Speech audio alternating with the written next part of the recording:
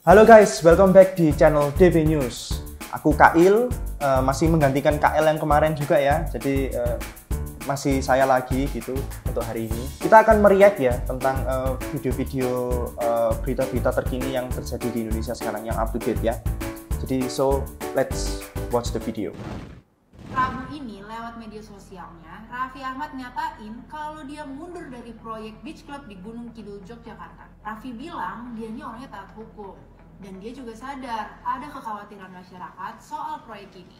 Emang apa sih kontroversi dari proyek Beach Club ini? Yuk kita bahas. Jadi di pertengahan Desember 2023, Raffi nunjukin acara groundbreaking Beach Club ini di media sosialnya. Waktu itu dia bilang, proses pembangunan proyek ini bakal dimulai di awal 2024. Jadi rencananya bakal ada villa, resort, beach club, dan lain-lain. Nah, gak lama setelah Raffi posting, Walhini mengkritik. Soalnya proyek ini bakal dibangun di kawasan bentangan alam kart Gunung Sewu. Terus kritik terhadap proyek ini makin lama makin kencang. Sampai-sampai ada petisi penolakan pembangunan resort Raffi Ahmad di change.org. Dan puluhan ribu orang tuh udah pada ikut guys. Pada intinya, poin penolakannya itu karena resort ini bakal dibangun di kawasan lindung geologi. Yang dimana ini tuh penting banget buat nampung air. Jadi kalau proyek ini tetap jalan, bisa-bisa warga Gunung Kidul tuh ngalamin krisis air, kekeringan, banjir, kerusakan kars, sampai longsor. Bahaya banget kan? Ya ini adalah satu bentuk ini ya, intrik lama, intrik klasik ya dari dulu tentang perkembangan bisnis ya, dalam hal ini kapitalis ya, dengan pemerhati lingkungan lah ya, organisasi-organisasi pemerhati lingkungan. Ini kan soalnya memang kemarin sih aku dengerin sih memang Raffi selayaknya seorang pengusaha ya ini buat beach club di Gunung Kidul ya, di Gunung Kidul. Aku pernah ke sana kok, Gunung Kidul memang bagus.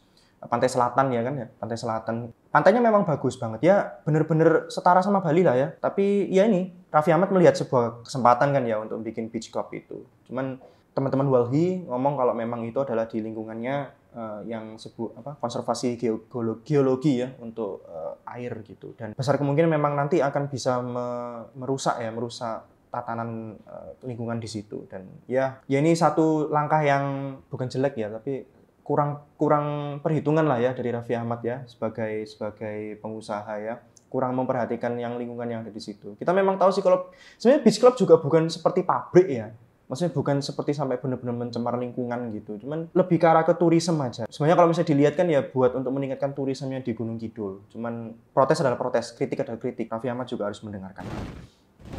Makan tulang anak darah Palestina.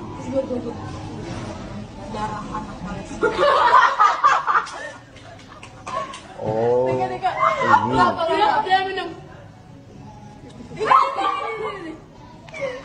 Apa? Daging. Daging anak Palestina. Saus. Ini bukan saus, darah anak Palestina. Gak bilang ya aku.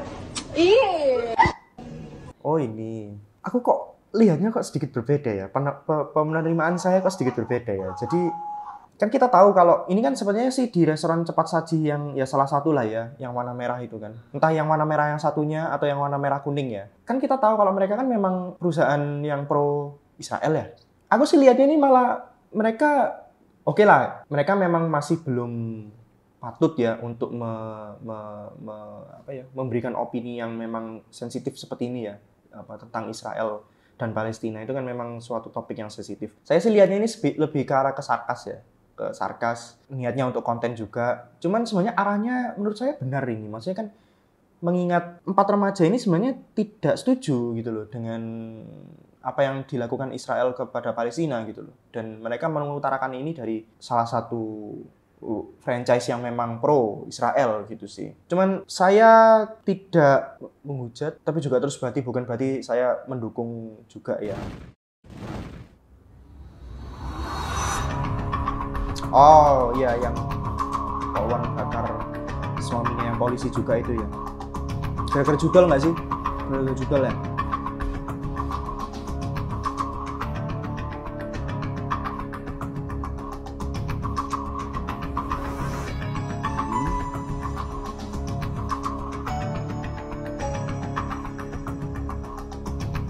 Oh, ini jadi bahas baby blues-nya nih.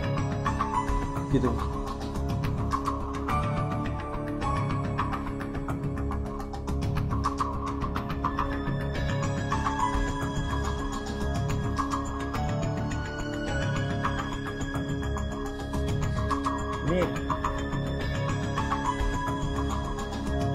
gimana ya ini ya?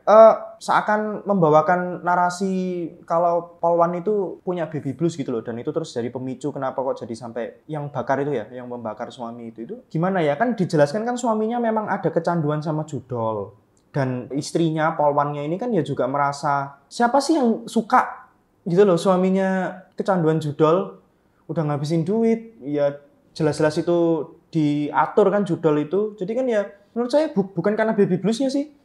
Menurut saya sih karena logika sama yes akalnya Polwannya ini yang jalan sih. Aku bukan terus berarti maksudnya mendukung Polwannya ya. Maksudnya membakar suami ini memang mencengangkan sih. Maksudnya sampai tega juga sih sampai membakar gitu.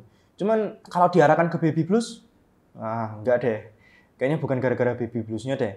Mungkin aja sih, tapi pasti ada faktor lain. Salah satunya faktor ekonomi sih pasti ya. Maksudnya membahas tentang itu tadi kecanduan judol. Terus kenapa judulnya tenggelam? Sesuai sama yang aku pikirkan. Ini berusaha untuk, wah ini berbahaya nih ya semuanya kalau diomong ya. Maksudnya kayak judul ini sudah merugikan ya. Kalau misalnya bisa dicari itu kan katanya ada banyak generasi muda mulai terjerat judol juga. Apakah ini artinya ada yang melindungi judol? Wah, jangan dong. Aduh, takut saya Mas. Ini gimana nih Mas? Ngomong kayak gini nih. Inilah video amatir yang viral di media sosial. Rekaman ini memperlihatkan para penumpang kereta api ketakutan dan juga bersembunyi lantaran terjadinya aksi tawuran di perlintasan rel kereta api di Kampung Bahari, Tanjung Priuk, Jakarta Utara yang juga membuat kereta sempat berhenti. Dua kelompok remaja yang terlibat tawuran itu saling serang dengan menggunakan batu dan juga petasan. Para penumpang pun ketakutan dan juga bersembunyi merunduk di dalam gerbong lantaran mereka takut kena lemparan batu dari tawuran. Menurut Ketua RT setempat, aksi tawuran juga meresahkan warga lantaran para pelaku yang melempar batu malah menyasar ke permukiman warga dan beberapa rumah warga rusak terkena lemparan batu.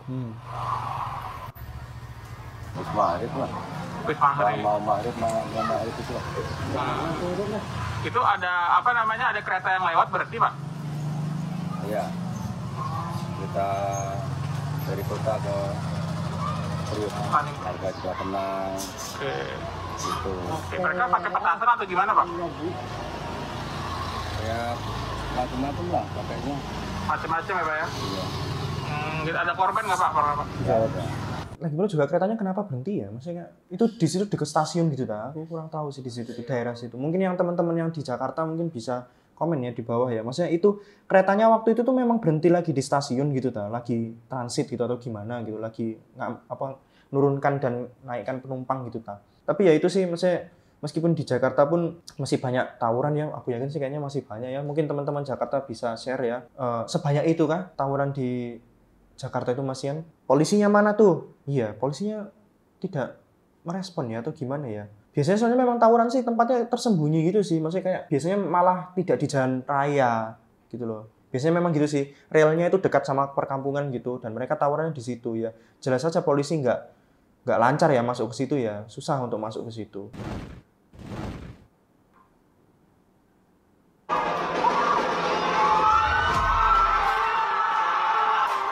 Oh ini yang sepak bola cewek ini Indonesia ya, menang 3-0 lawan Bahrain. Lagu uji coba.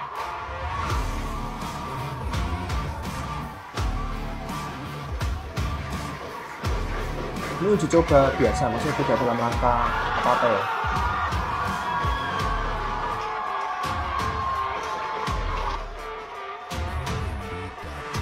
Keren sih. Yang lawan siapa itu yang waktu itu 5-0 itu? 5-0 ya? Ini tim cewek yang sama kah waktu itu? Mungkin bisa komen ya. Kan ada yang waktu itu kalau nggak salah beberapa waktu yang lalu itu menang 5-0 itu gila sih. Apakah timnas sepak bola ceweknya Indonesia bisa melanggeng ya ke kejuaraan dunia? Kayak yang laki-laki bisa lah harusnya. Ya ini harapan kita semua lah. Maksudnya sepak bola cewek juga mulai berkembang di Indonesia gitu sih ya. Dan bisa sampai jadi satu tim, maksudnya kan berarti memang talent-talentnya yang terambil juga sudah lumayan banyak gitu. Pasti kan juga bukan hanya tim yang utama kan, pasti ada tim cadangan juga kan. Berarti banyak gitu loh yang minat ya. banyak yang minat ya, ingin jadi pesepak bola cewek gitu ya. Dan buktinya ini akhirnya menang banyak nih. Yang kemarin juga menang, yang ini sekarang menang gitu. Meskipun masih laga uji coba. Bisa lah disiapkan untuk Olimpiade. Oh, nggak tahu ya mungkin ya. ASEAN lah ya, untuk kejuaraan ASEAN lah minimal gitu. Oke, baik, sekian video-video yang kita banyak info-info yang tentang kasus-kasus terbaru, dan juga ada info yang berita baik, yaitu adalah tim sepak bola putri Indonesia bisa melanjutkan kemenangan dari yang kemarin. Keren sih. Jangan lupa untuk share, like, subscribe, dan terus pantau terus acara-acara selanjutnya, program-program selanjutnya di channel DB News. Sekian dari Kail, dadah.